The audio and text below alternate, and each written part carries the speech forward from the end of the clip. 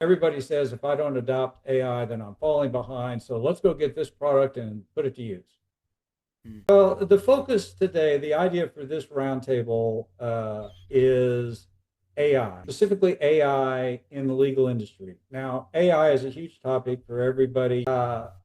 There's a lot of discussion about AI as it impacts the legal industry, and surveys show that there's kind of a range of some businesses, some law firms, some in-house counsel who are very quick to adopt AI, whereas others are, and particularly this is more mid-sized and smaller firms, tend to be somewhat reluctant to dip their toes in the water on that. Take the automobile.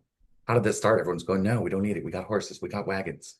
But look where we are now, right? And we have the same kind of thing. There's some federal regulations, and then we have very different patchwork from each state as far as how you have to register your vehicle, how long, what type, all the different pieces that go along with it. So I think that may end up be where we going, right? We'll get a federal law of some sort at some point. But meanwhile, the states are going to step in because they tend to be a little bit faster to adopt and implement new legislation. But I may say, well, I don't think this is that big a risk. And then something happens to you and you say, well, why did you take that? So now you're into a dispute because your view of risk may be different than mine.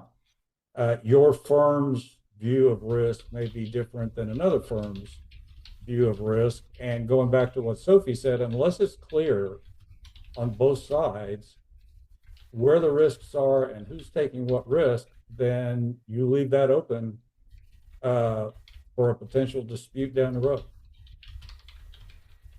This is a heck of a deep dive, and I'm glad we recorded it so we can snip it and bring this out to the rest of the world, because I think that in intelligent, bite-sized pieces, this is information that we need.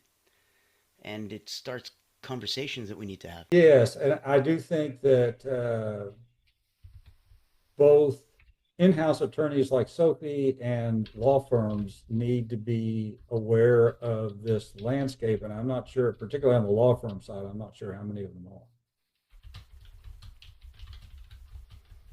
And that's particularly true for the small and mid-sized law firms who are, like Eric says, are advising their clients on contracts and so forth.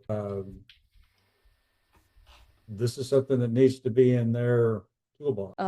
As far as I know, California is against of it. Well, Eric, you mentioned that a number of states have started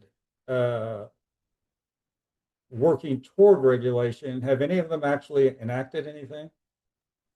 California has something similar to GDPR.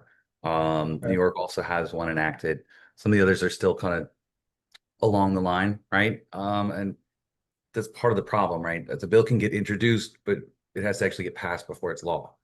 So they're looking at a couple things, trying to figure out how do we want to regulate this? Are we going to hurt business by regulating it? And I think the other part is probably the states are a little cautious because if the federal law comes in, it will preempt what they're doing.